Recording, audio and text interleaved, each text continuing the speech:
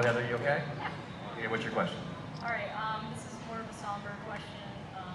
I recently saw on YouTube how you talked to Amnesty Now, I think it was, about your view against violence against women. And that speech was really moving to me, and it helped me through my own turmoils in a little bit. So I wanted to thank you personally for that. And then my question, segueing into that, besides acting, what are you most proud of that you've done in your life that you're willing to share with us that isn't related to acting? Great question. Thank you.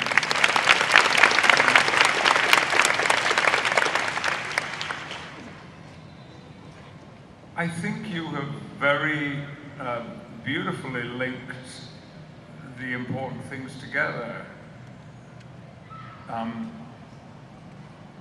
The work that I do in campaigns about violence towards women, particularly domestic violence, is something that grew out of my own childhood experience. And I'm associated particularly with one organization in England called Refuge, which has, since the 1970s, provided, among many other services, safe houses for women and children. And I mean safe houses, where they can go and feel, perhaps for the first time in years, secure with their children.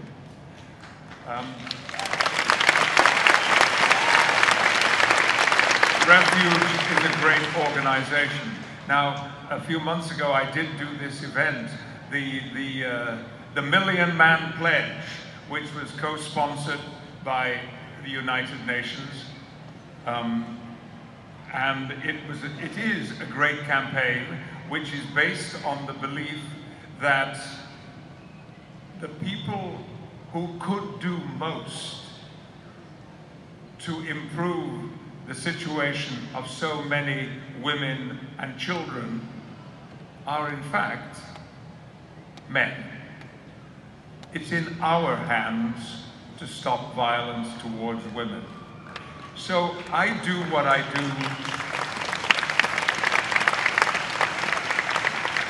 I do what I do in my mother's name because I couldn't help her then. Now I can. But since, and I've talked often about this, I'm on record about my childhood, but last year I learned things about my father that I didn't know and my elder brother didn't know. And that was that in 1940, due to his experiences in France with the British Expeditionary Force, my father was suffering from what was then called severe shell shock. And that's what I read in his notes at the Imperial War Museum in England. We now know it as post-traumatic stress disorder, and we also know that there are soldiers now all over the world, here in the United States and in the United Kingdom, who are returning from combat zones with a serious condition of post-traumatic stress disorder. Now we know what it is, and we know how to deal with it. In 1940, it was just shell shock, and basically soldiers were being told, pull yourself together, get a grip on yourself and get out there and be a man. Well, it has put into an expert in this condition who works with a charity, another organization I'm now happy to be a patron of, called Combat Stress, has said to me, what your father had in 1940, because he was never treated, never left him.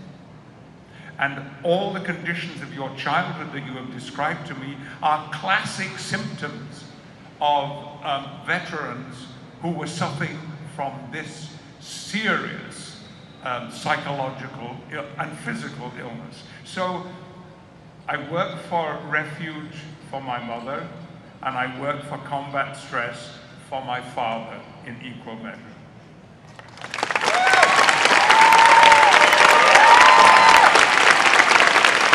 Thank you so much. That was a beautiful story. Thank you.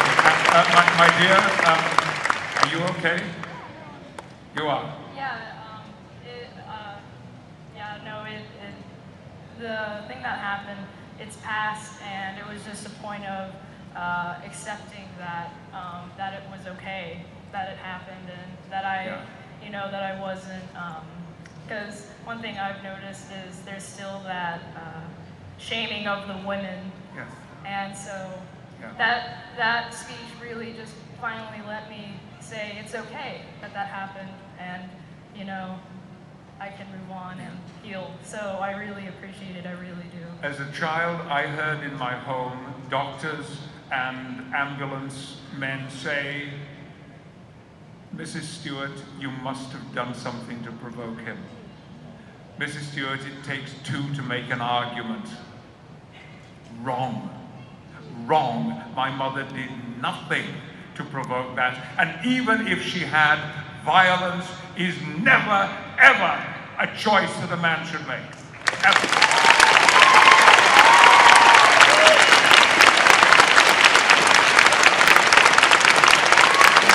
And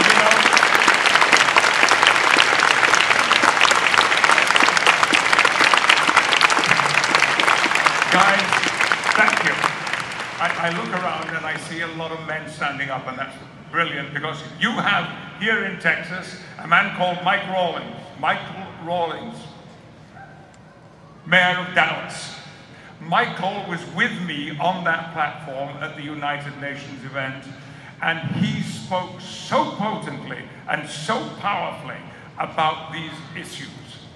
He spoke about it from his own experience of being a Texan and of living and working in Dallas. And I was so proud to share that platform with him. He's a remarkable individual. Okay, we're going to talk about other things. All right. You take care of yourself. You want a hug? Go get a hug. Yeah. Go get a hug. Go get a hug.